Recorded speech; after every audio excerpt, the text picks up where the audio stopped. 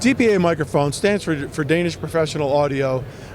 We are a microphone manufacturer that started back, probably our predecessor was B&K, and probably in the mid-40s, and then around 1992, two people from B&K started DPA microphones, starting our foray into getting closer to the source, closer to sound, and also exploring the miniature market.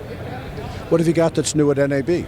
This year at NAB, we have a beautiful piece of kit called the Air One, which is a windscreen that is agnostic. It's not only made for our microphones, it's made for other brands as well, and it reduces the wind noise caused by outdoor film shoots from strong winds almost to nothing. And it also adds a bit of a high frequency boost back to give the clarity back to the microphone.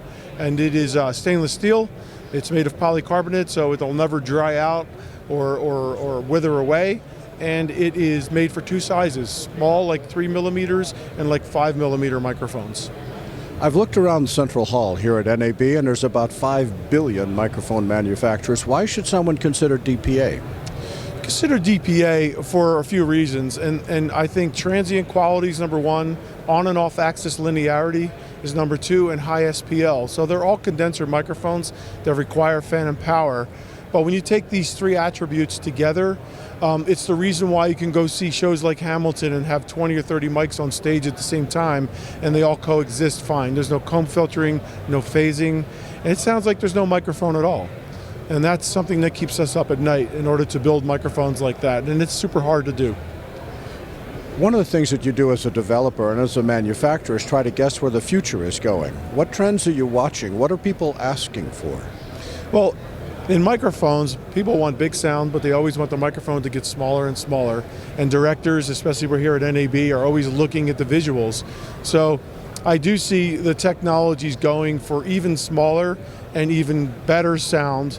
And also, you know, there's all the new technologies that AI is bringing in and different ways of Bluetoothing. So all these technologies are giving us a way to get high quality sound capture through different mediums. And I think that we have to keep our eye on all of that, because we like keeping things in the acoustic realm as the first line of acquisition. So when we capture the sound of voice or instrument, how do we then convert to what the future's bringing? And we even, you know, we have a mic on the rover on Mars, and that's sort of was transmitted back from there. So it's a nice little, it also helped with durability. One of the challenges of making mics smaller is the bass response goes away. How do you keep dialing bass response in as mics get smaller and smaller? Well, it's actually not true. You know, your ears are very small, and we pick up low end with our ears very, very, very good. And when you're dealing with Omni capture, low end, a microphone that's larger can get in its own way. So the smaller we can go, the more realistic and the more natural the low end's going to be, and the overall Omni pickup. It sort of works like a barometric pressure meter. So, yeah. I mean, our ears pick up low end probably better than any microphone. For someone that hasn't heard of DPA microphones or used your gear, what are the key points you want them to remember? Well, number one would probably be, after you experience the sound, you'll probably want to bypass your EQ, because a lot of times you have to EQ things in order to get them to sound natural. It's good to start with DPA microphones in a very natural state with everything bypassed, no processing, no EQ. Bring things in slowly as you need them, but you'll also find that once you get into the products, they look elegant and fine, but they're also very durable and consistent. We have clients in film and Broadway and live music that insist on durability as well as the most important thing.